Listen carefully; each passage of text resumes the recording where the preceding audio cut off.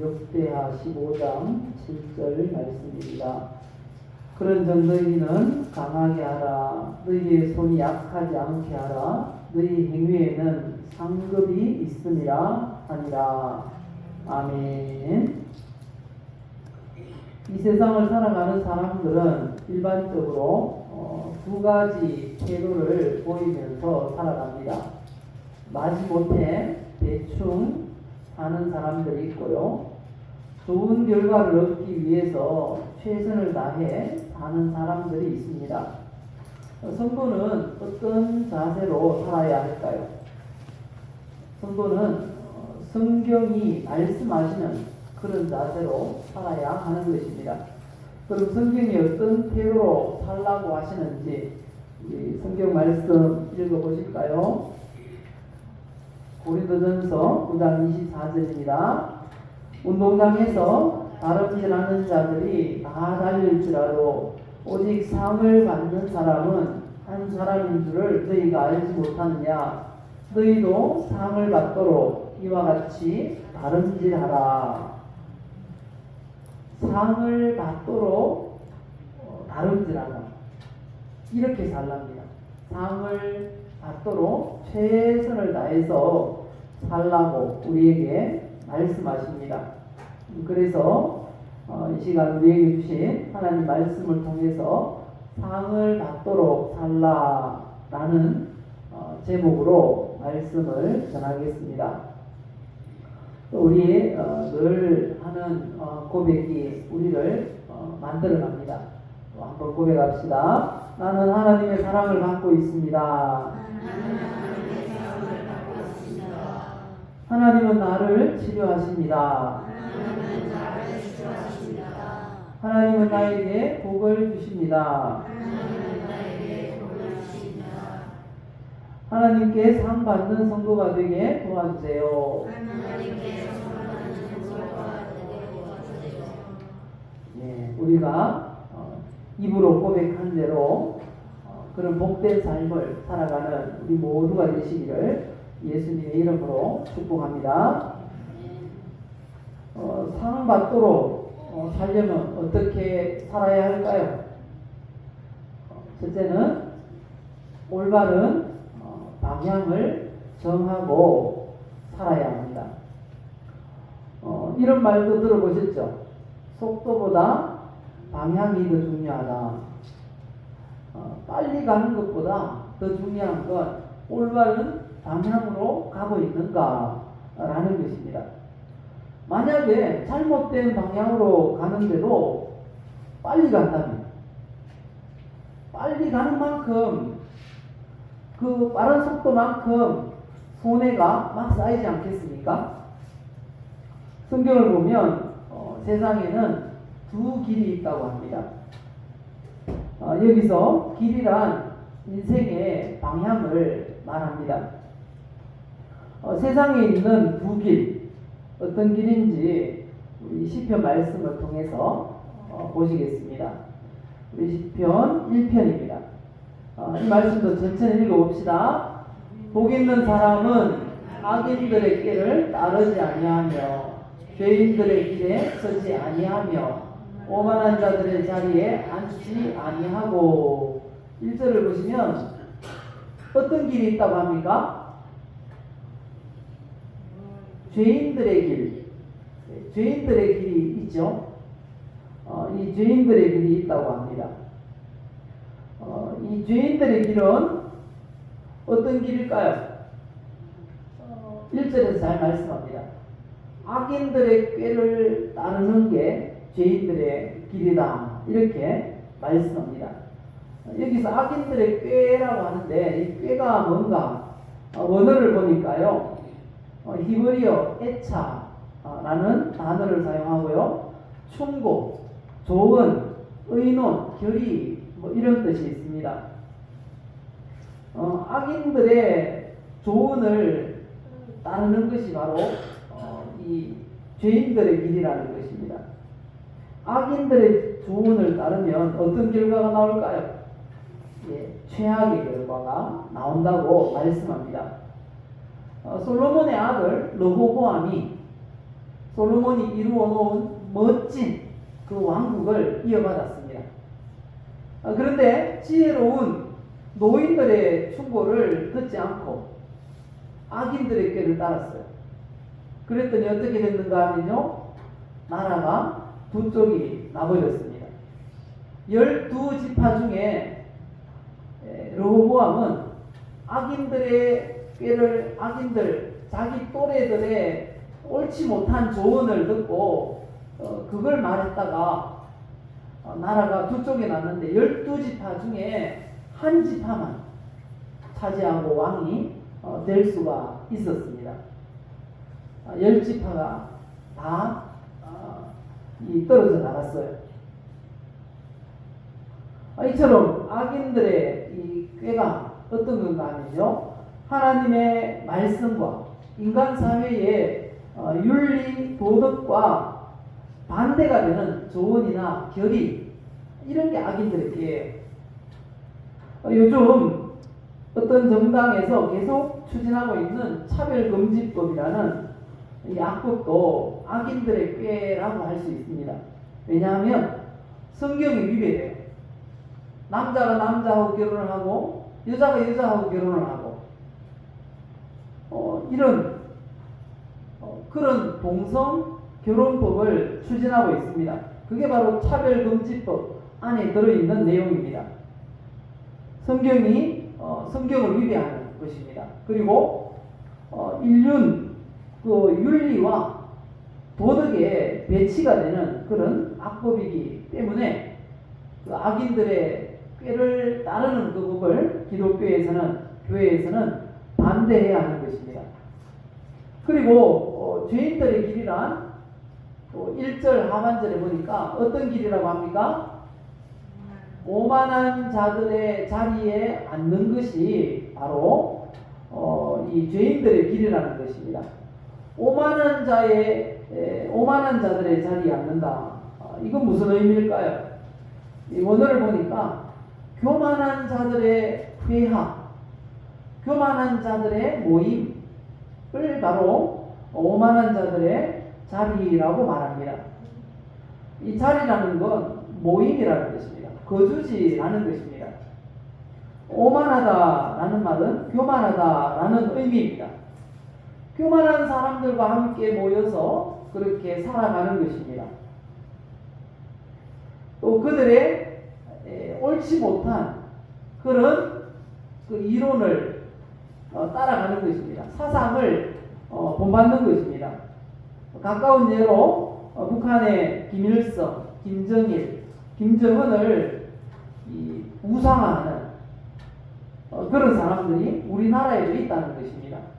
주사파라고 하는데 하나님을 대적하고 자기를 하나님이라고 우상화하는 그 김일성, 김정일, 김정은 이 사람들을 추종하는 사람들이 있어요. 그 사람들 바로 오만한 자들의 자리에 앉아 있는 그런 사람들이라는 것입니다.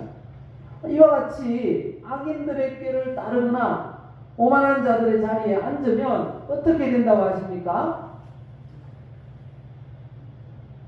어떻게 된다고 하십니까?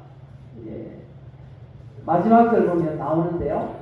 앞으로 쭉 읽어봅시다. 우리 시편 2절 또 읽어보실까요? 오직 여호와의 율법을 즐거워하여 그의 율법을 주야로 묵상하는 거다. 복 있는 사람은 어떤 사람들이라고요? 오직 여호와의 율법을 주야로 묵상하는 사람들이 복 있는 사람들이라고 그렇게 이야기를 하십니다. 그리고 3절을 보시면요, 쭉 읽어봅시다. 그는 시냇가에 심은 나무가 철을 따라 열매를 맺으며 그 잎사귀가 마르지 아니함 같으니 그가 하는 모든 일이 다 형통하리로다. 그런데 악인들은 어떻게 된다고요? 악인들은 그렇지 아니하며 오직 바람에 나는 겨와 같도다. 그러므로 악인들은 심판을 견디지 못하며 죄인들이 의인들의 모임에 들지 못하리로다. 무릇 의인들의 길은 여호와께서 인정하시나 악인들의 길은 망하리로다 라고 말씀하십니다. 마지막 6절에 보면 모든 세상에는 두 길이 있다는 거죠. 사람들이 두 길로 가고 있답니다. 어떤 길이요? 의인들의 길, 그리고 악인들의 길. 이 두 길로 간다는 걸 알 수 있습니다. 말씀드린 것처럼 이 악인들의 길은 바로 이 교만한 사람들이 모여 있는 그런 곳이고요. 그리고 악인들의 꾀, 또 어떤 거라고 했습니까? 성경에 위배되고 인류의 윤리와 도덕에 배치되는 그런 사람들, 그런 의견, 좋은 의논, 결의, 충고, 이런 것들이 바로 악인들의 꾀인데요. 악인들의 꾀를 따르고 오만한 자리에 앉고 하는 그런 죄인들의 길이 있습니다. 반대로 또 의인들의 길이 있다고 그러죠. 의인들의 길은 1절에서 보시면 복받을 길입니다. 복받을 길. 의인들의 길은 어떤 길이라고 했습니까? 2절에서 말씀하시듯이 주야로 하나님의 말씀을 묵상하는 그런 길입니다. 하나님 말씀대로 사는 것이 바로 이 의인들의 길임을 우리에게 말씀해 주고 있습니다. 그런데 하나님이 말씀하시는 대로 살아가야 한다라고 말하니까 어떤 분이 그런 표현을 쓰더라고요. 종교는 말이야 하면서 비판을 하는데요. 종교는 마치 이 경주마에게 눈가리개를 씌우고 그렇게 이끌어가는 것하고 똑같아 라고 비난을 하더라고요. 경주마에게 눈을 이렇게 가려요. 왜 이렇게 눈가리개를 씌울까요? 예, 경주마는요 350도를 본답니다. 말들은 눈이 350도를, 우리는 많이 봐야 180도까지 볼 수 있나요? 그렇게 보이는데 말들은 이 뒤에도 다 보인다는 거예요. 바로 뒤통수 빼고는 다 볼 수 있다는 거예요. 그래서 경주마에게는 눈가리개를 씌웁니다. 앞만 볼 수 있도록 그렇게 씌우는데 이 말들은 또 겁이 많아가지고 자기를 향해서 무엇인가 막 빠른 속도로 달려오면 주춤하고 피한다는 거예요. 그래서 눈가리개를 씌워야지 앞을 보고 달려갈 수 있기 때문에 그렇게 한다는 것입니다. 그런데 마치 신앙인을 이렇게 비유하는 사람들이 있더라고요. 그런데 하나님 말씀대로 살라는 의미는 이 잘못된 이렇게 경주마처럼 살라고 하는 그런 의미가 아니라는 것입니다. 오해하고 있다는 거죠. 하나님 말씀대로 살라는 건 이런 것입니다. 예를 들면 자동차를 사거나 아니면 가전제품을 들여오게 되면 사용설명서가 따라오잖아요. 그렇지 않습니까? 그런데 그 설명서대로 사용할 때 그 제품을 가장 잘 활용할 수가 있는 것입니다. 하나님께서도 사람을 만드셨어요. 만물의 영장으로 만드셨습니다. 모든 만물을 만드시고 하나님을 대신해서 다스리도록 하기 위해서 하나님께 사람을 만드셨어요. 그런데 어떻게 살아야 되는가? 그걸 알려주지 않으면 사용 설명서가 없는 그런 가전제품과 같이 된다는 것입니다. 주의사항 고려하지 않으면 어떻게 될까요? 가전제품이 주의사항을 위반하고 마음대로 쓰면 빨리 망가져서 못 쓰게 된다는 거죠. 그런 것처럼 사람에게는 하나님께서 만들어주신 사용 설명서가 있어요. 그게 바로 성경이다, 하나님의 말씀이다 라는 것입니다. 그래서 하나님 말씀대로 살 때 우리 인간의 본분을 다하며 복되고 행복한 삶을 살아갈 수가 있다는 것입니다. 그래서 사람들에게는 사용 설명서를 주셨지만 창조하자마자 곧장 또 우리에게 주신 게 있어요. 그게 뭔가 하면 자유의지를 주셨어요. 경주마처럼 딱 가려놓고 앞만 보고 달려 이렇게 하시는 게 아니고 마음대로 살라는 것입니다. 마음대로 사세요라고 말씀하세요. 하나님 말씀 하라 하지 마라 말씀은 해놓으셨지만 하거나 하지 않는 건 자기 자유의지에 달려있어요. 그래서 우리 주님 말씀하세요. 마음대로 할 수 있지만 요거 한 가지는 꼭 기억하고 마음대로 살아. 우리에게 이렇게 말씀하십니다. 무엇을 기억해야 하는가? 전도서 11장 9절입니다. 같이 읽어보십시다. 청년이여 내 어린 때를 즐거워하며 내 청년의 날들을 마음에 기뻐하여 마음에 원하는 길들과 내 눈이 보는 대로 행하라. 그러나 하나님이 이 모든 일로 말미암아 너를 심판하실 줄을 알라. 마음대로 살아도 된다는 것입니다. 마음대로 살아도 된다고 성경 말씀하세요. 그런데 꼭 기억해야 될 게 한 가지 있다는 겁니다. 그게 뭘 기억해야 된다고 하죠? 마지막 때에 심판이 있으니까 그거 기억하고 마음대로 살아 라고 말씀하고 있는 것입니다. 그래서 하나님의 말씀대로 사는 것이 마지막 날 심판을 준비하는 삶이고 이 땅을 살아갈 때도 복되게 살아갈 수 있다라는 것입니다. 인생의 방향을 잘 설정해야 됩니다. 세상 사람들은 두 길을 가고 있어요. 어떤 두 길입니까? 악인들의 길과 의인들의 길. 사랑하는 우리 성도 여러분, 여러분들은 어떤 길을 가기 원하십니까? 죄인들의 길을 가기 원하십니까? 아니면 의인들의 길을 가기 원하십니까? 예, 의인들의 길, 복받을 길로 가시기를 예수님의 이름으로 축복합니다. 그럼 우리가 올바른 인생의 방향을 정했어요. 그럼 나는 이제 의인들의 길로 갈 거야 라고 방향을 정했다면 이제 다음에는 뭘 해야 될까요? 이렇게 해야 된다고 하십니다. 어떻게요? 좋은 결과를 얻기 위해서 최선을 다하라 라고 말씀하십니다. 방향이 잘 정해졌어요. 방향이 올바로 정해졌어요. 그러면 어떻게 해야 됩니까?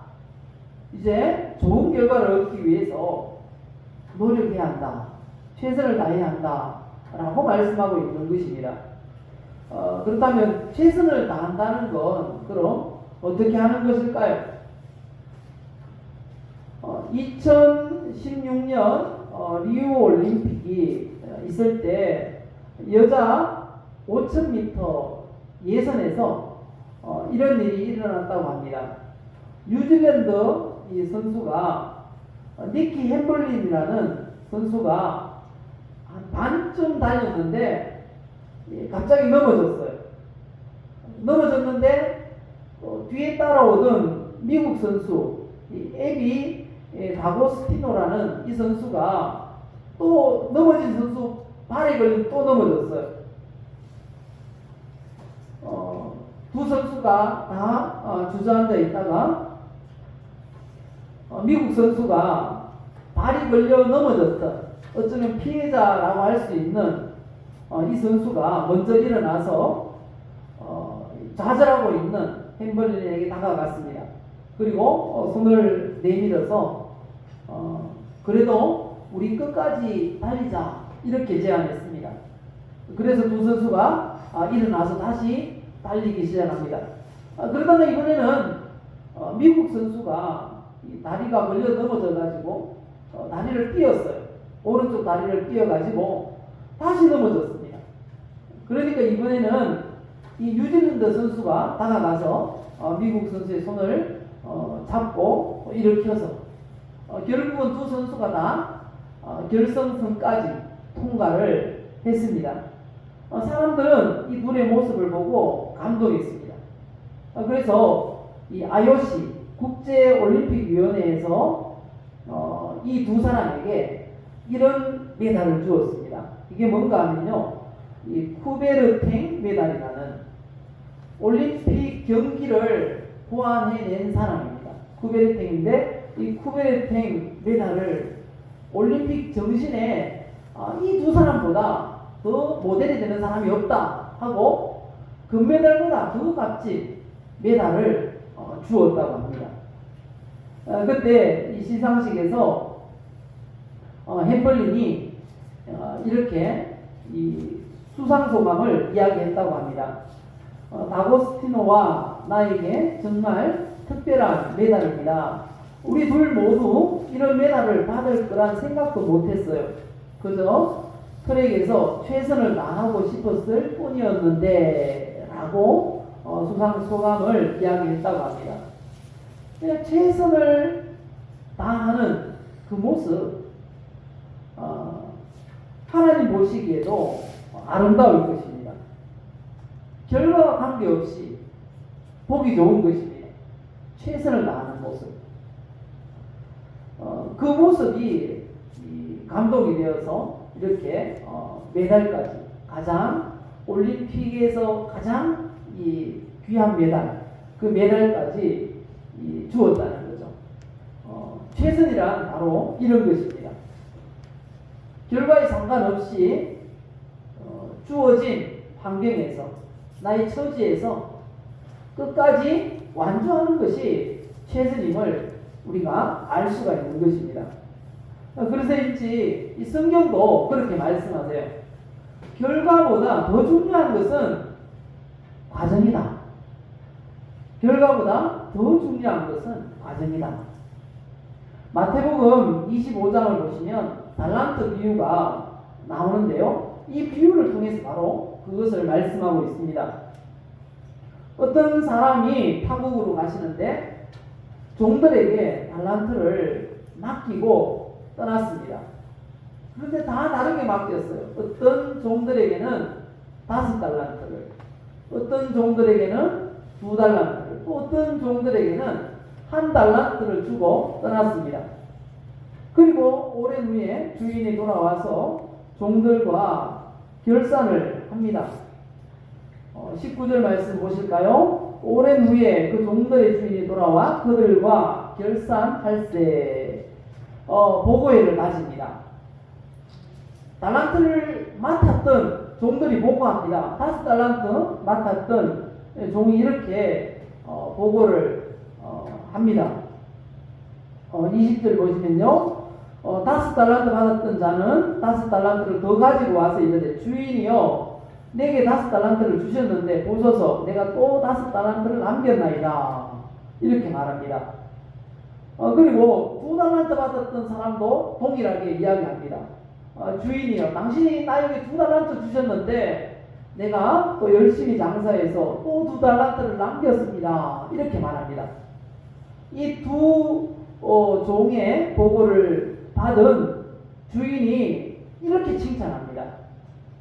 5달란트 남긴 종에게도 똑같은 칭찬을, 2달란트 남긴 종에게도 똑같은 칭찬을 하고 있습니다. 그 칭찬이 무엇입니까? 21절 같이 읽어보실까요? 그 주인이 이르되 잘하였도다 착하고 충성된 종아 네가 적은 일에 충성하였으니 내가 많은 것을 내게 맡기리니 내 주인의 즐거움에 참여할지어다. 이렇게 칭찬을 했다는 것입니다.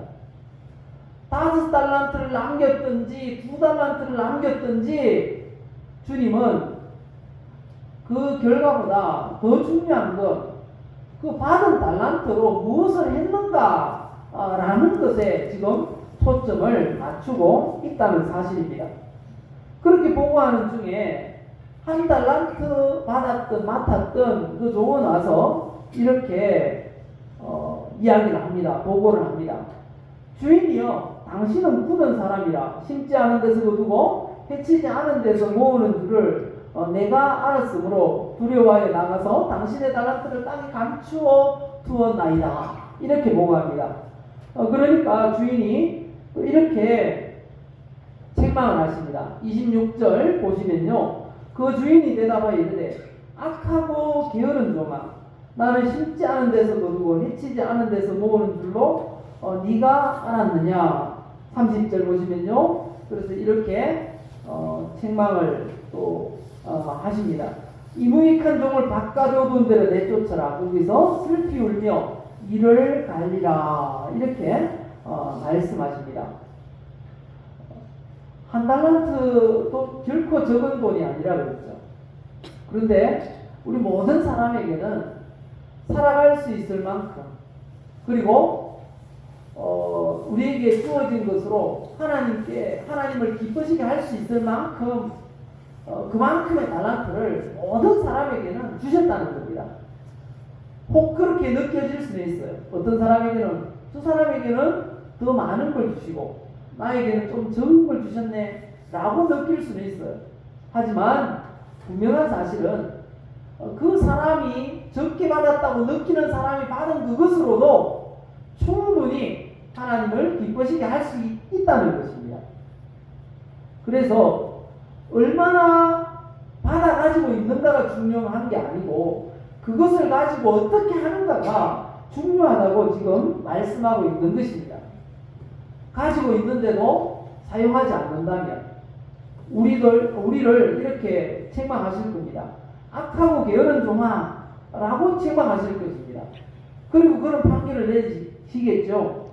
이 무익한 종을 바깥 어두운 데로 내쫓아라. 이렇게 하실지도 모른다는 것입니다. 우리가 기억해야 합니다. 결과보다 더 중요한 것은 과정이다. 그 과정에 있어서 얼마나 아름다운 모습을 주님 앞에 보이면서 끝까지 이 신앙의 경주를 달려가는가, 그게 중요하다는 것입니다. 우리는 주님 앞에 서면 무조건 노력한 만큼의 상을 받을 것입니다. 제 말이 아니고요. 사도 바울도 그런 상을 사모한다고 지금 고백하고 있어요. 우리가 처음 읽었던 말씀인데요. 24절, 25절 우리 고린도전서 9장 말씀 같이 읽어봅시다. 운동장에서 다름질하는 자들이 다 달릴지라도 오직 상을 받는 사람은 한 사람인 줄을 너희가 알지 못하느냐. 너희도 상을 받도록 이와 같이 다름질하라. 그리고 사도 바울이 어떤 상을 사모하고 있는지 25절에서 말씀합니다. 이기기를 다투는 자마다 모든 일에 절제하나니 그들은 썩을 승리자의 관을 얻고자 하되 우리는 썩지 아니할 것을 얻고자 하노라. 썩지 않을 면류관, 천국 가서 받을 그 상급을 이 사도 바울은 사모하고 있다고 그렇게 고백하고 있는 것입니다. 썩지 않을 면류관을 얻기 위해서 최선을 다해야 되는데 어디에 어떻게 최선을 다해야 할까요? 주님께서 이렇게 말씀하세요. 성경에 최고가 되는 두 가지의 개념이 있는데 거기에 모든 걸 쏟아부어라. 최선을 다하라고 말씀하세요. 누가복음 10장 27절 같이 읽읍시다.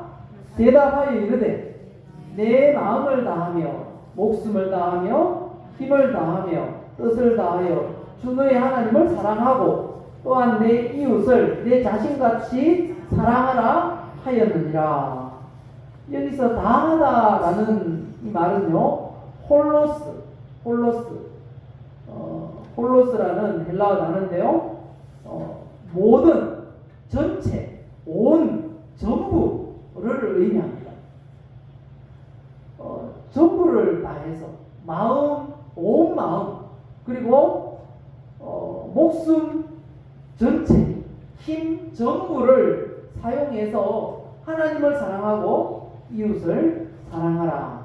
이렇게 말씀하고 있는 것입니다. 그럼 눈에 안 보이는 하나님 어떻게 사랑할 수 있을까요?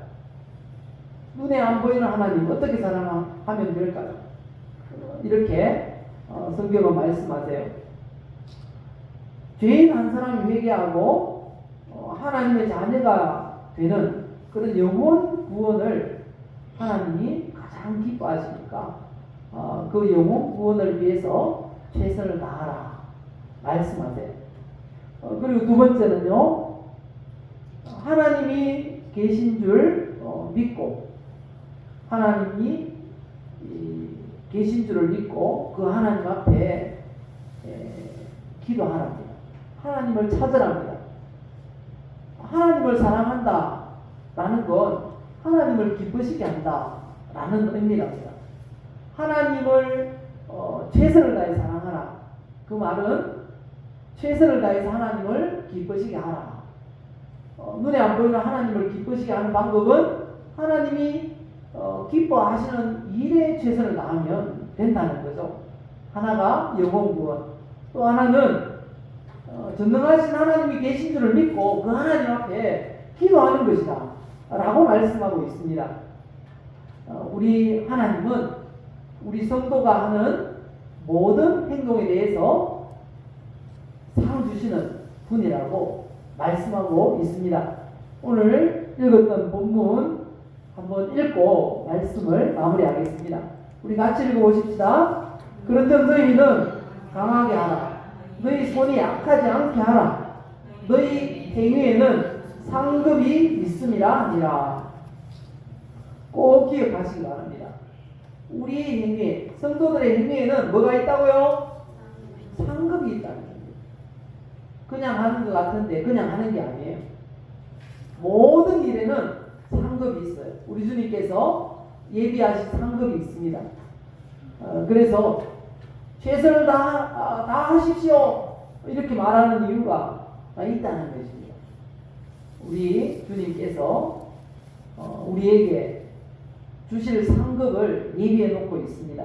그 상급을 받을 때까지 최선을 다해서 이 믿음의 길을 달려가는 우리 성도님들 되시기를 예수님의 이름으로 축복합니다.